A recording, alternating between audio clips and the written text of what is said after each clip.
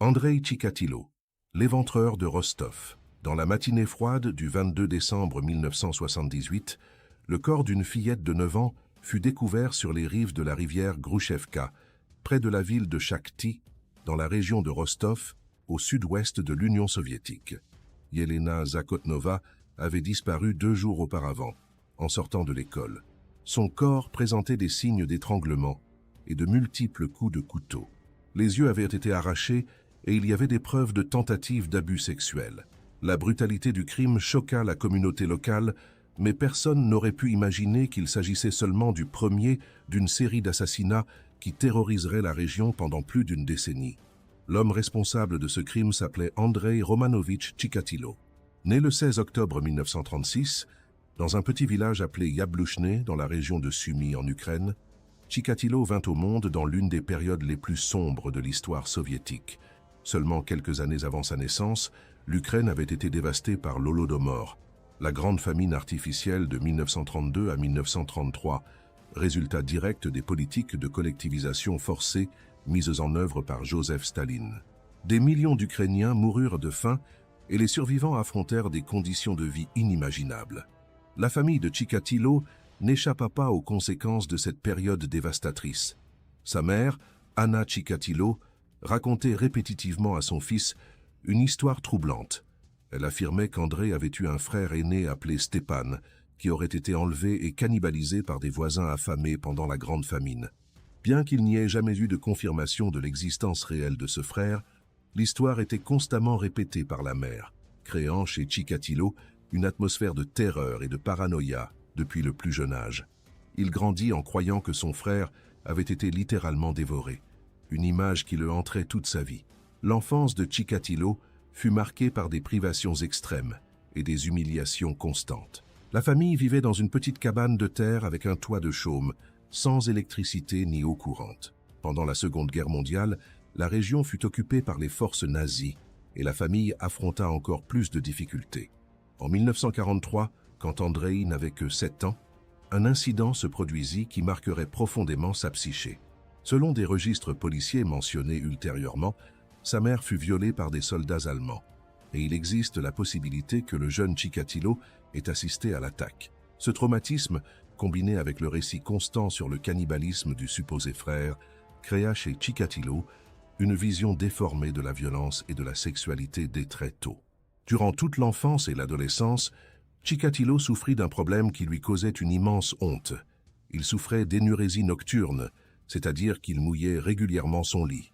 Sa mère répondait à ces épisodes par la violence physique et l'humiliation verbale, frappant le garçon et le ridiculisant publiquement. Anna Chikatilo était une femme dominatrice et cruelle, qui ne démontrait pas d'affection pour son fils et l'exposait constamment au ridicule. Ces expériences d'humiliation répétées contribuèrent au développement de profonds sentiments d'inadéquation et de colère refoulés chez Chikatilo. À l'école, la situation n'était pas meilleure. Chikatilo était myope, mais n'avait pas accès à des lunettes, ce qui rendait ses études difficiles et faisait de lui une cible de harcèlement constant de la part de ses camarades. C'était un garçon timide, renfermé et socialement inadapté, qui avait du mal à se faire des amis et à se lier avec d'autres enfants. Malgré ces difficultés, il montrait de l'intérêt pour les études et la littérature, cherchant dans les livres une échappatoire à la réalité brutale dans laquelle il vivait. L'adolescence apporta de nouveaux tourments à Chikatilo. Quand il commença à développer un intérêt sexuel, il découvrit qu'il souffrait de dysfonction érectile chronique. Il était complètement incapable de maintenir une érection, ce qui lui causait une honte profonde et intensifiait ses sentiments d'inadéquation. À 17 ans, un incident se produisit qui révélerait ses futures pulsions violentes. Chikatilo saisit une fillette de 11 ans, amie de sa sœur cadette, et la jeta au sol. Pendant que la fillette se débattait et criait, tentant de s'échapper, il la tint fermement et, durant la lutte, sans aucune pénétration ou contact sexuel direct, il éjacula. Ce fut la première fois qu'il parvint à atteindre l'orgasme, et cela se produisit durant un acte de violence et de domination d'une enfant sans défense. Cet épisode créa dans son esprit une association fatale entre violence, domination et plaisir sexuel. Après avoir terminé l'enseignement secondaire, Chikatilo tenta d'entrer à l'Université d'État de Moscou pour étudier le droit, mais fut rejeté. Cet échec fut une humiliation de plus dans sa vie. En 1957, à 20 ans, il fut appelé pour le service militaire obligatoire, servant dans l'armée soviétique pendant 3 ans. Durant cette période, il fut exposé à la culture militaire de discipline rigide, de hiérarchie et de normalisation de la violence. Bien qu'il n'existe pas de registre de comportement violent de Chikatilo durant son service militaire, cette expérience le familiarisa avec les méthodes de combat et avec l'idée de la mort comme outil. Après avoir quitté l'armée en 1960, Chikatilo parvint à s'inscrire à un cours de littérature russe et d'ingénierie dans une université de moindre prestige à Rostov-sur-le-Don. Ce fut durant ses études universitaires qu'il rencontra Féodosia Odnatseva, une femme quelques années plus âgée que lui. La sœur de Chikatilo, préoccupée par sa solitude et son apparente incapacité à se lier avec des femmes, avait arrangé la rencontre. Féodosia n'était pas particulièrement attrayante et avait peu de perspectives de mariage. Chikatilo, désespéré de paraître normal et de cacher son impuissance, accepta le mariage arrangé. Le couple se maria en 1963. La vie conjugale de Chikatilo fut marquée par son impuissance sexuelle continue. Il était incapable de maintenir des relations sexuelles normales avec sa femme. Selon des récits ultérieurs, Chikatilo en vint à tenter d'inséminer artificiellement sa femme en utilisant des objets. Telle était son incapacité de fonctionner sexuellement. Malgré ces difficultés extrêmes, le couple parvint à avoir 2 enfants. Une fille appelée Lyudmila, née en 1965, et un fils appelé Yuri, né en 1969. Les circonstances exactes de la conception restent incertaines, mais il est possible qu'occasionnellement, Chikatilo parvenait à maintenir une érection suffisamment longtemps pour éjaculer. Après avoir terminé ses études, Chikatilo travailla brièvement comme ingénieur en télécommunications, mais migra rapidement vers le domaine de l'éducation. En 1971, il obtint une certification pour enseigner et commença à travailler comme professeur de langue et littérature russe dans des écoles de la région de Rostov. Durant les années où il travailla comme professeur, entre 1971 et 1981, les premiers signes clairs de son comportement prédateur apparurent. De multiples plaintes furent enregistrées contre lui pour comportement inapproprié avec les étudiants. Il y avait des accusations qu'il agressait sexuellement des élèves, tant filles que garçons, les touchant de manière inappropriée et faisant des commentaires de nature sexuelle. Dans une école à Novochakhtinsk, les rapports de harcèlement devinrent si fréquents que les parents exigèrent son licenciement. Chikatilo changeait constamment d'école, toujours forcé de partir à cause de plaintes de comportements inappropriés, mais ne fut jamais formellement accusé ou arrêté. Dans la société soviétique de l'époque, il y avait une tendance à étouffer les scandales et éviter la publicité négative.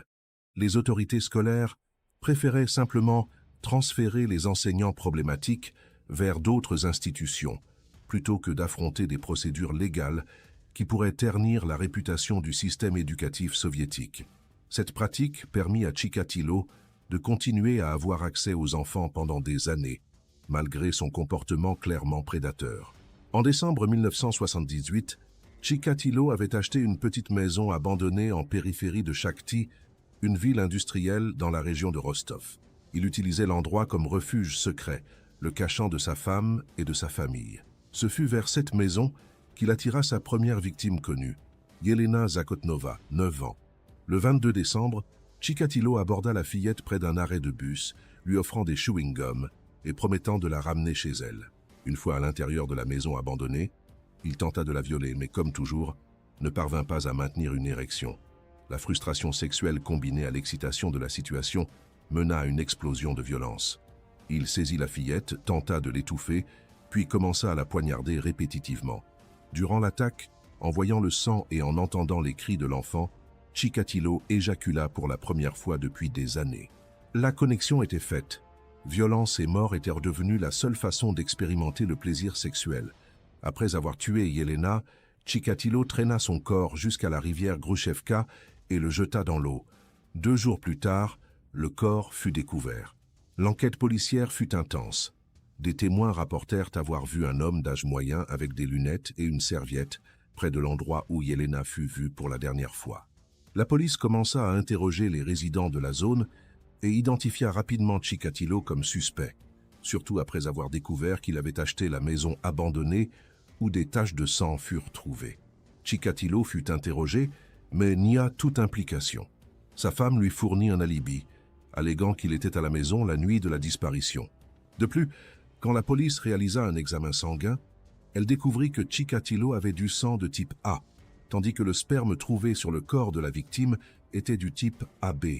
À l'époque, les autorités soviétiques ne savaient pas que dans des cas rares, environ 20% de la population, le groupe sanguin d'une personne peut différer du type trouvé dans d'autres fluides corporels.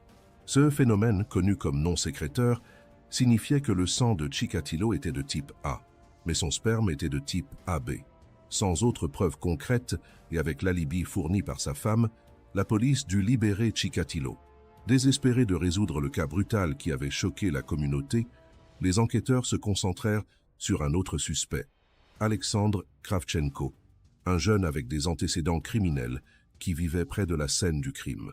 Sous intense pression et possiblement sous torture, Kravchenko confessa le meurtre de Yelena Zakotnova. Il fut rapidement jugé, condamné et exécuté par fusillade en 1984. Un homme innocent avait payé pour le crime de Chikatilo, tandis que le véritable assassin restait libre. Après le meurtre de Yelena Zakotnova, Chikatilo ne tua pas à nouveau pendant presque 3 ans. Cette période de dormance est commune chez les tueurs en série, surtout après le premier homicide, quand ils peuvent être en train de traiter ce qu'ils ont fait et d'évaluer les risques.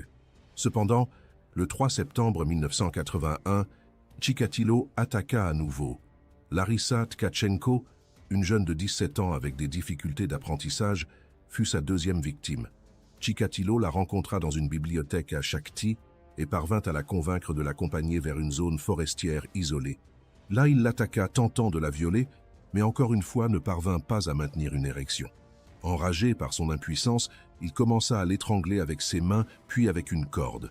Durant l'étranglement, il éjacula. Après qu'elle soit morte, Chikatilo se mit à mutiler le corps avec un couteau, enlevant les seins et infligeant de multiples coups de couteau à l'abdomen et à la région pelvienne. Il remplit la bouche de la victime avec de la terre et des feuilles pour symboliquement faire taire ses cris, bien qu'elle soit déjà morte. Le corps fut laissé dans la forêt, où il fut découvert 2 jours plus tard. Avec la mort de Larissa Tkachenko, le schéma des meurtres de Chikatilo commença à s'établir. Il avait découvert qu'il pouvait atteindre l'éjaculation à travers la violence extrême, l'acte de poignarder et mutiler ses victimes. À partir de ce point, les assassinats deviendraient plus fréquents et de plus en plus brutaux. Le 12 juin 1982, il tua Lyubov Biryuk, 13 ans, dans une zone forestière près du village de Zaplavskaya. Le 25 juillet de la même année, il attaqua Lyubov Volobouyeva, 14 ans, près de la gare de Shakhty. Le 8 août, ce fut le tour d'Oleg Podjivaev, un garçon de 9 ans. Ce fut la première fois que Chikatilo tuait un enfant de sexe masculin, démontrant que ses victimes n'étaient pas choisies selon des caractéristiques spécifiques, mais plutôt selon l'opportunité et la vulnérabilité. Le 8 septembre 1982, Chikatilo assassina Olga Kuprina, 16 ans, à Shakhty. 11 jours plus tard, le 19 septembre, il tua Irina Karabelnikova, 18 ans, également à Shakhty. Le 27 octobre, il attaqua Sergei Kouzmin, un garçon de 15 ans. Et le 11 décembre, il assassina Olga Stalmachenok, 10 ans. En moins de 6 mois, Chikatilo avait tué 7 personnes. La fréquence des assassinats augmentait dramatiquement. Durant 1983, il tuerait 6 victimes supplémentaires. Les autorités soviétiques commencèrent à percevoir qu'elles avaient un tueur en série en action, mais affrontaient d'énormes difficultés dans l'enquête. Le modus operandi de Chikatilo suivait un schéma cohérent. Il fréquentait les gares et arrêts de bus, endroits où des personnes vulnérables attendaient habituellement. Enfants fugueurs, adolescents à problème, prostituées, vagabonds et personnes avec des difficultés mentales. Chikatilo se présentait de façon respectable, portant des costumes, transportant une serviette et parfois feignant d'être une figure d'autorité. Il abordait ses victimes potentielles avec des offres de nourriture, d'argent, d'alcool ou simplement d'un endroit pour se reposer. Une fois qu'il parvenait à convaincre la victime de l'accompagner, il l'emmenait vers des zones forestières isolées, connues comme plantations-abris, ceintures d'arbres plantées par le gouvernement soviétique pour protéger les terres agricoles des vents. Ces zones étaient denses, isolées et rarement visitées, les rendant parfaites pour ses crimes. Une fois isolé avec la victime, Chikatilo attaquait avec une violence extrême. Il commençait fréquemment en tentant une forme de contact sexuel, mais échouait invariablement à obtenir une érection. Cet échec déclenchait sa fureur. Il passait alors à la violence physique, étranglant ou étouffant initialement la victime pour la dominer. Une fois que la victime était incapacitée ou morte, il commençait à poignarder le corps répétitivement. Chikatilo développa une méthode spécifique.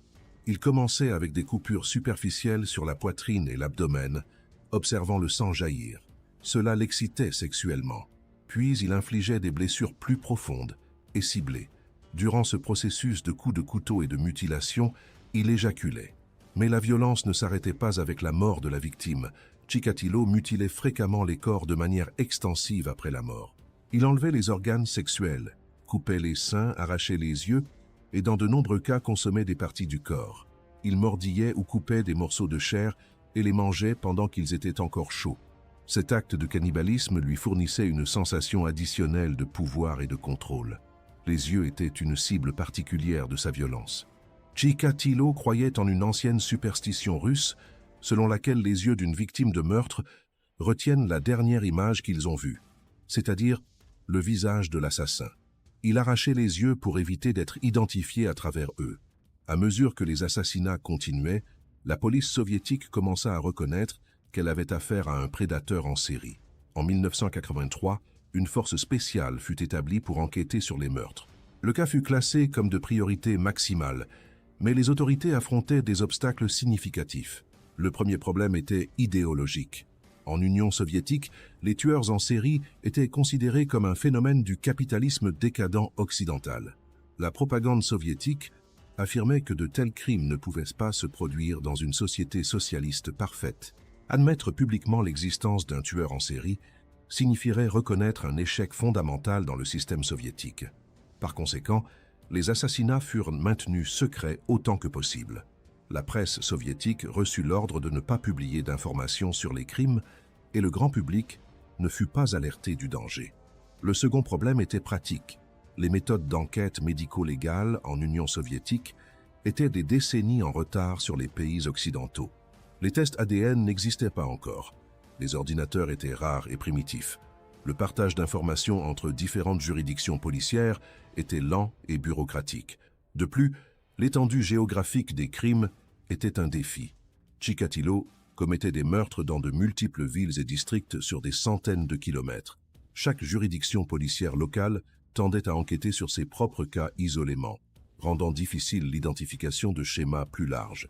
En 1983, le détective Viktor Burakov fut désigné comme chef de la force spéciale d'enquête. Burakov était un enquêteur expérimenté et dévoué, mais faisait face à des ressources limitées et une interférence politique constante. Il commença à cataloguer systématiquement tous les meurtres non résolus dans la région de Rostov qui partagèrent des caractéristiques similaires. Il devint rapidement clair qu'il y avait un unique perpétrateur responsable de dizaines de morts. Burakov créa un profil de l'assassin. Il s'agissait d'un homme d'âge moyen, probablement éduqué, capable de se présenter de façon respectable pour gagner la confiance des victimes. L'assassin avait une connaissance extensive de la région, particulièrement des zones forestières isolées. Il avait probablement un emploi qui lui permettait de voyager fréquemment et qui expliquait sa présence dans les gares et stations de bus. Durant 1984, Chikatilo tua 15 victimes supplémentaires, l'année la plus mortelle de sa carrière. Les morts incluaient des enfants, adolescents et jeunes adultes, tant de sexe masculin que féminin. La brutalité des assassinats restait cohérente. Étranglement, multiples coups de couteau, mutilation et fréquemment cannibalisme. La police intensifia ses opérations, plaçant des agents déguisés dans les gares et augmentant les patrouilles dans les zones forestières connues. En septembre 1984, Chikatilo fut effectivement abordé par un policier dans une station de bus à Rostov. L'officier nota que Chikatilo agissait de façon suspecte, observant de jeunes femmes et tentant d'initier des conversations avec elles. Chikatilo fut emmené pour interrogatoire. Durant l'interrogatoire, la police vérifia ses antécédents et découvrit qu'il avait été suspect dans le meurtre de Yelena Zakotnova en 1978. Cette information aurait dû être un signal d'alarme significatif. Cependant, encore une fois, le test de groupe sanguin le sauva. Quand ils testèrent son sang, il montra le type A, pas le type AB trouvé dans le sperme sur plusieurs scènes de crime.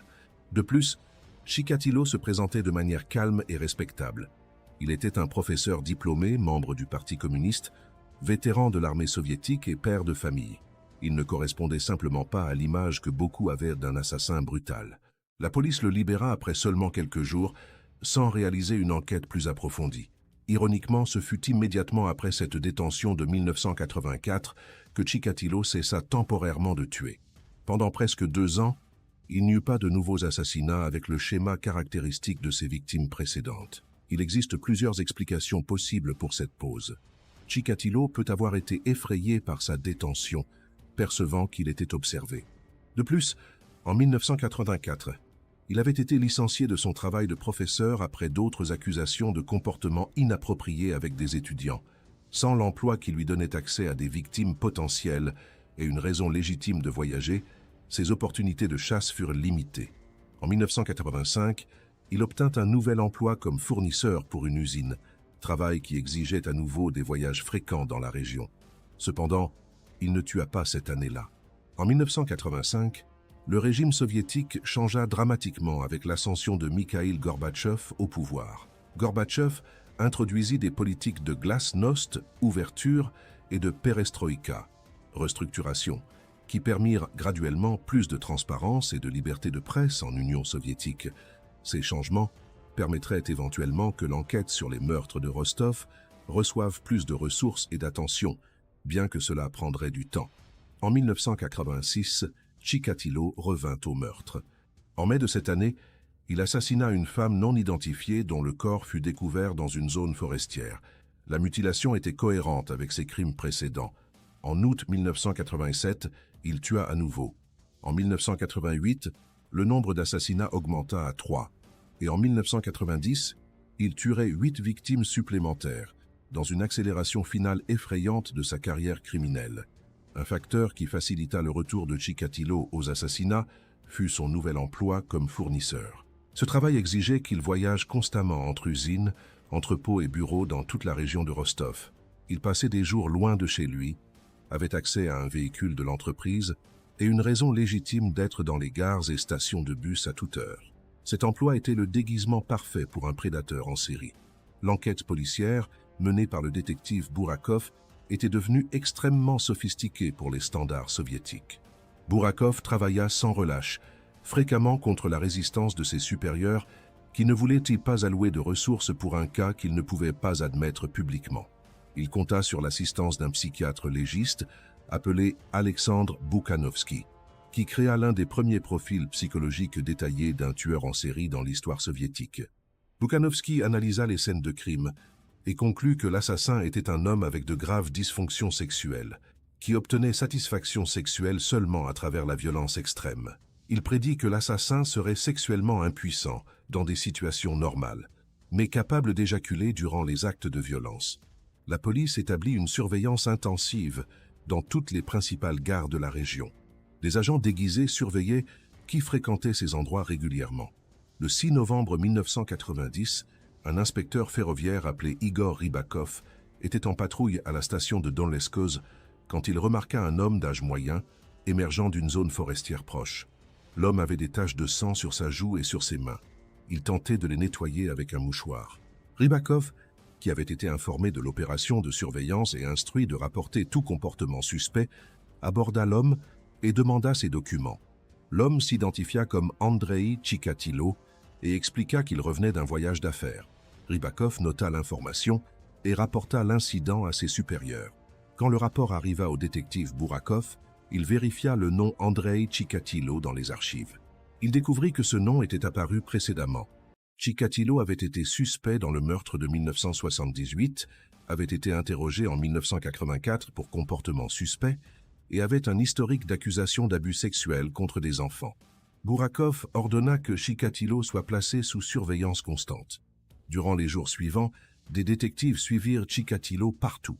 Ils observèrent qu'il fréquentait les gares et stations de bus, abordait des jeunes et tentait de les convaincre de l'accompagner. Le 14 novembre 1990, le corps de Svetlana Korostik, 22 ans, fut découvert dans une forêt près de Donleskoz, la même zone où Chikatilo avait été vu avec du sang sur ses mains 8 jours auparavant. La victime avait été tuée le 6 novembre, exactement quand Chikatilo avait été vu sortant de la forêt. Avec cette preuve circonstancielle forte, la police arrêta Chikatilo le 20 novembre 1990. Durant les premiers interrogatoires, Chikatilo nia toute participation au meurtre. Il allégua que le sang sur ses mains et son visage avait résulté d'avoir aidé quelqu'un qui avait souffert une blessure. Les enquêteurs, cependant, avaient des preuves substantielles contre lui. Quand ils examinèrent sa maison, ils trouvèrent des couteaux et des vêtements avec des taches de sang. Quand ils analysèrent ses registres de voyage, ils découvrirent qu'il avait été présent dans toutes les villes et à toutes les dates approximatives des assassinats. Durant 10 jours, Chikatilo maintint sa dénégation.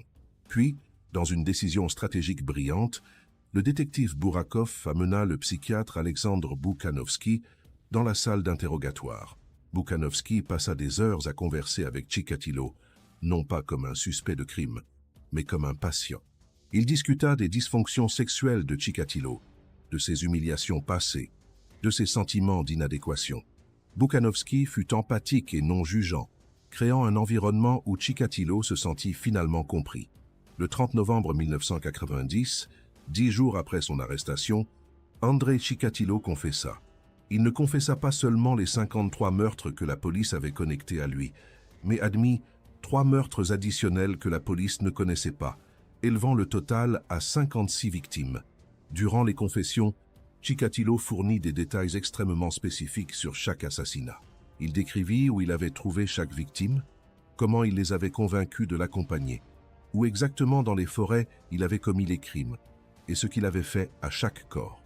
Il mena les enquêteurs aux emplacements exacts de meurtres non découverts, où ils trouvèrent effectivement des restes humains. Chikatilo expliqua sa méthode de mise à mort dans des détails cliniques. Il décrivit comment il commençait avec des coupures superficielles pour voir le sang, comment cela l'excitait sexuellement, et comment l'excitation augmentait à mesure qu'il infligeait des blessures plus profondes. Il admit qu'il éjaculait durant le processus de coups de couteau et de mutilation. Il admit également des actes de cannibalisme, expliquant qu'il mâchait ou coupait des parties des corps et les consommait, particulièrement les organes sexuels. Quant à la motivation, Chikatilo tenta d'expliquer que ses pulsions étaient incontrôlables. Il décrivit comment des pensées de violence et de mort le consumaient constamment. Il affirma qu'il tenta de résister à ses pulsions, mais qu'elles devenaient éventuellement si intenses qu'il ne pouvait plus les supprimer. Après avoir commis un meurtre, il se sentait temporairement soulagé, mais bientôt les pulsions revenaient, plus fortes qu'avant. Il exprima également de l'amertume concernant son impuissance sexuelle, la blâmant pour avoir transformé sa sexualité en quelque chose de monstrueux. Le procès d'Andrei Chikatilo commença le 14 avril 1992 à Rostov-sur-le-Don. En raison de la nature sensationnelle du cas et de la fin des restrictions de presse de l'ère soviétique, le procès attira une attention internationale massive. Des journalistes du monde entier voyagèrent à Rostov pour couvrir le processus. La salle du tribunal fut spécialement configurée avec une grande cage métallique où Chikatilo resta durant tout le procès. Cette cage n'était pas seulement pour la sécurité, mais aussi pour le protéger des familles des victimes, dont beaucoup assistèrent au procès et exprimèrent le désir de violence contre lui. Durant le procès, Chikatilo se comporta de façon bizarre et théâtrale. Il criait fréquemment des obscénités, enlevait ses vêtements, agitait son pénis en direction de l'audience et alléguait être victime d'une conspiration. À un moment, il baissa son pantalon et agita son organe génital, criant qu'il n'était pas homosexuel. Cette exhibition mena les juges à retirer temporairement le public de la salle. Chikatilo chantait également des chansons communistes, récitait de la poésie et à plusieurs occasions dut être contenu par des gardes. De nombreux observateurs se demandèrent si ce comportement était genuinement psychotique ou une tentative calculée de paraître fou pour éviter la peine de mort. La défense de Chikatilo argumenta qu'il était mentalement incompétent et ne devrait pas être considéré comme criminellement responsable de ses actions. Une équipe de psychiatres fut désignée pour évaluer sa santé mentale. Après des examens et observations extensifs, les psychiatres conclurent que, bien que Chikatilo eût de graves troubles sexuels et démontra un comportement paraphilique extrême, il était légalement sain d'esprit au moment des crimes. Il savait que ce qu'il faisait était mal, prit des mesures pour éviter la capture et démontra un comportement planifié et délibéré. Par conséquent, Il devrait être considéré comme responsable de ses actions. Le procureur présenta des preuves écrasantes contre Chikatilo. Il y avait ses confessions détaillées, corroborées par des preuves physiques sur les scènes de crime. Il y avait des témoins qu'il avait vus avec certaines victimes peu avant leur disparition. Il y avait les registres de voyage qui le plaçaient aux endroits et moments des assassinats. Et il y avait les objets trouvés dans sa maison, incluant des couteaux et des vêtements tachés de sang.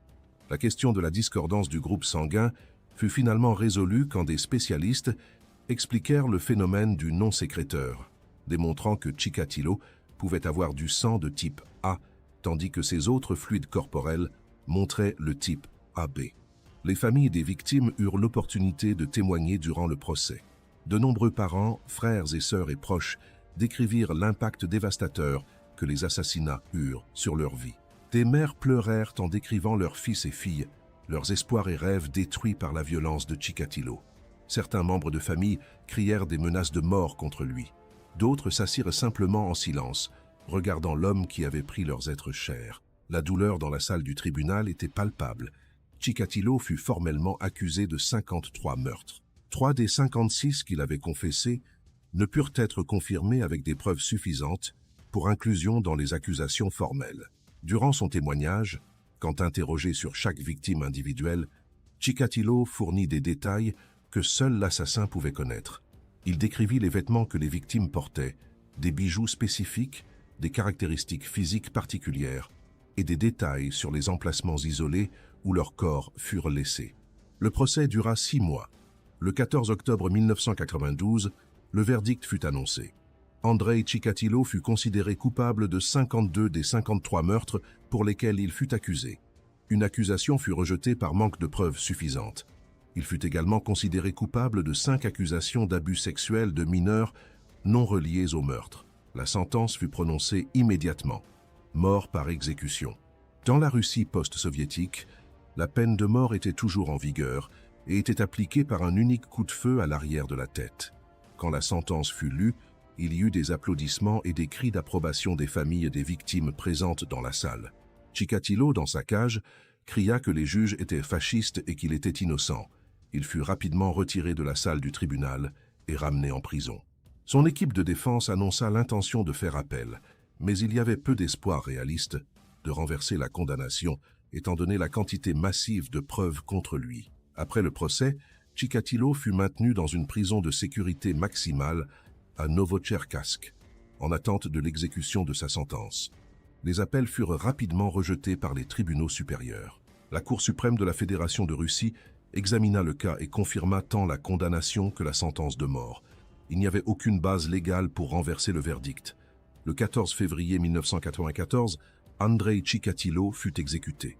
Selon le protocole russe, il fut emmené dans une salle spéciale de la prison de Novotcherkassk. Sans avertissement préalable ni cérémonie, un exécuteur entra dans la salle et tira un unique coup de feu à l'arrière de sa tête. La mort fut instantanée. Chikatilo avait 57 ans. Son corps fut incinéré et les cendres furent jetées sans cérémonie. Il n'y eut pas de funérailles, pas de pierre tombale, pas de mémorialisation d'aucune sorte. Il cessa simplement d'exister. L'exécution de Chikatilo apporta un sens de clôture pour beaucoup de familles et de ses victimes, bien que la douleur de la perte demeurât. Certains exprimèrent leur satisfaction que justice avait été faite. D'autres sentirent qu'aucune punition ne serait suffisante pour ce qu'il avait fait. Pour beaucoup, l'exécution n'apporta pas le soulagement qu'ils espéraient. Leurs êtres chers étaient toujours morts, et aucune sentence ne pouvait les ramener. Le cas d'Andrei Chikatilo eut des répercussions significatives en Russie et internationalement. En Russie, le cas força une réévaluation de la façon dont les crimes en série étaient enquêtés. Le détective Viktor Burakov, qui avait mené l'enquête avec tant de dévouement, devint une figure respectée dans l'application de la loi russe. Il écrivit ultérieurement un livre sur l'enquête, détaillant les défis qu'il affronta et les leçons apprises. Le cas mena également à la création d'unités spécialisées en crimes en série au sein des forces policières russes. Le psychiatre Alexandre Boukhanovski, dont le profil psychologique avait été instrumental dans la capture et la confession de Chikatilo, devint reconnu comme pionnier en psychiatrie légale en Russie. Il continua d'étudier le cas de Chikatilo et publia des analyses détaillées sur la psychopathologie de l'assassin. Boukhanovski argumenta que Chikatilo souffrait d'une forme extrême de paraphilie qu'il appela nécrosadisme, une combinaison de sadisme sexuel et de nécrophilie qui rendait impossible pour lui d'obtenir satisfaction sexuelle de toute forme n'impliquant pas violence extrême et mort. Internationalement, le cas de Chikatilo attira une attention significative de criminologues et psychologues légistes. Il était rare d'avoir accès à des confessions si détaillées d'un tueur en série qui avait tué tant de victimes sur une si longue période. Les chercheurs étudièrent le cas pour mieux comprendre la psychologie des tueurs en série, particulièrement ceux motivés par des dysfonctions sexuelles. Le cas démontra également l'importance du partage d'informations entre juridictions policières et le besoin de techniques médico-légales avancées dans la capture de prédateurs en série. Le cas souleva également des questions sur les échecs systémiques qui permirent à Chikatilo de continuer à tuer pendant si longtemps. Si la police avait pris plus au sérieux les accusations d'abus sexuels contre lui quand il était professeur, il aurait pu être arrêté beaucoup plus tôt. S'il y avait eu une meilleure communication entre différents départements de police, le schéma de ces crimes aurait pu être identifié plus tôt. Si le test de groupe sanguin avait été plus sophistiqué, ou si la police avait connu le phénomène du non-sécréteur, il aurait pu être identifié comme suspect en 1984. Et s'il n'y avait pas eu le stigmate idéologique soviétique contre l'admission de l'existence de tueurs en série, des ressources auraient pu être allouées plus rapidement pour l'enquête. L'exécution d'Alexandre Kravchenko, l'homme innocent condamné pour le premier meurtre de Chikatilo, reste l'une des tragédies les plus troublantes du cas. Kravchenko fut exécuté en 1984, 6 ans avant la capture de Chikatilo. Il mourut pour un crime qu'il n'avait pas commis, victime d'une enquête policière précipitée et possiblement de torture qui le mena à une fausse confession. Après la confession de Chikatilo, il devint clair que Kravchenko était innocent. Sa famille ne reçut jamais de compensation adéquate ou de reconnaissance officielle de l'erreur judiciaire. Les victimes de Chikatilo représentaient une section transversale vulnérable de la société soviétique et post-soviétique. Beaucoup étaient des enfants de familles pauvres, adolescents fugueurs, jeunes avec des difficultés d'apprentissage, prostituées, vagabonds et personnes marginalisées. C'étaient des personnes qui fréquemment n'avaient pas de réseau de soutien fort, qui n'étaient pas immédiatement rapportées comme disparues, et dont les morts ne généraient pas de pression publique significative pour une enquête. Chikatilo exploita systématiquement cette vulnérabilité, choisissant des victimes qu'il savait être moins susceptibles d'être activement recherchées. Parmi les 53 victimes confirmées, la plus jeune avait 8 ans et la plus âgée avait 45 ans, bien que la grande majorité fussent des enfants et adolescents entre 9 et 17 ans. Approximativement 2/3 des victimes étaient de sexe féminin et 1/3 de sexe masculin. Chikatilo ne démontrait pas de préférence cohérente en termes de genre de ses victimes. Ce qui importait était l'opportunité et la vulnérabilité. Les victimes venaient d'origines ethniques diverses, reflétant la diversité de la région de Rostov, incluant des Russes, Ukrainiens, Arméniens et d'autres groupes.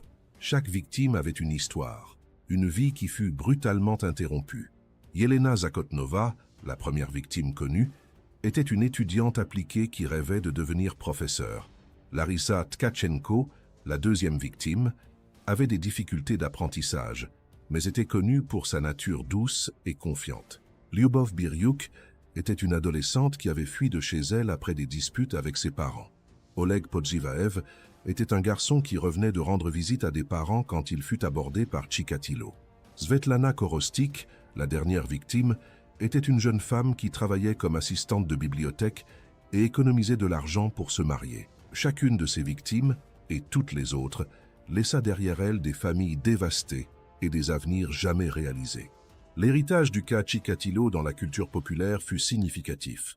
Plusieurs livres furent écrits sur le cas, incluant des œuvres de journalistes d'investigation, des enquêteurs eux-mêmes et de psychologues légistes. Le cas fut le sujet de documentaires télévisés dans de multiples pays. En 1995, un film appelé Citizen X fut lancé, avec Stephen Rea dans le rôle de Victor Burakov et Jeffrey DeMunn dans celui d'Andrei Chikatilo. Le film dramatisa l'enquête et la capture de l'assassin, bien qu'avec quelques libertés artistiques. Le cas influença également la littérature de fiction, apparaissant comme inspiration pour des personnages dans des romans policiers et thrillers psychologiques. Dans la région de Rostov, l'impact du cas fut profond et durable. Pendant des années après sa capture, les zones forestières où Chikatilo avait commis ses crimes étaient évitées par le public. Les parents de la région devinrent hyper vigilants sur la sécurité de leurs enfants, réticents à les laisser voyager seuls ou parler à des étrangers. La confiance dans la capacité de l'État à protéger ses citoyens avait été sévèrement ébranlée. Le cas devint partie de la conscience collective de la région, un rappel sombre d'une période de terreur qui dura 12 ans. Du point de vue criminologique, le cas Chikatilo est fréquemment étudié comme exemple d'un tueur en série organisé et orienté par motivation sexuelle. Sa capacité à éviter la capture pendant si longtemps, malgré la commission de crimes si fréquents et brutaux, démontre plusieurs caractéristiques typiques de ce type de délinquant. Il était intelligent, éduqué, capable de se présenter comme respectable et digne de confiance. Il planifiait soigneusement ses crimes, choisissant des endroits isolés où il ne serait pas interrompu. Il sélectionnait des victimes vulnérables qui offriraient peu de résistance et dont les disparitions ne généreraient pas d'enquête immédiate. Et il apprenait de l'expérience, ajustant ses méthodes pour minimiser le risque de capture. Cependant, le cas démontre également que même des tueurs en série hautement organisés commettent des erreurs et laissent des indices. Chikatilo fut identifié comme suspect de multiples fois avant sa capture finale. Si l'enquête avait été plus sophistiquée ou s'il y avait eu moins d'obstacles bureaucratiques, il aurait pu être capturé beaucoup plus tôt. Le fait qu'il fût finalement pris ne fut pas le résultat d'une erreur dramatique de sa part, mais plutôt de la persistance infatigable des enquêteurs et de la surveillance systématique qui le plaça finalement au mauvais endroit, au mauvais moment, avec des preuves sur lui.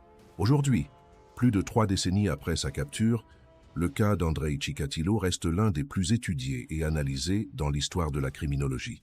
Il continue d'être enseigné dans les cours de justice criminelle et de psychologie légale, comme exemple d'enquête sur les crimes en série, de profilage psychologique des délinquants et des défis de la capture de prédateurs qui opèrent sur de vastes zones géographiques et de longues périodes de temps.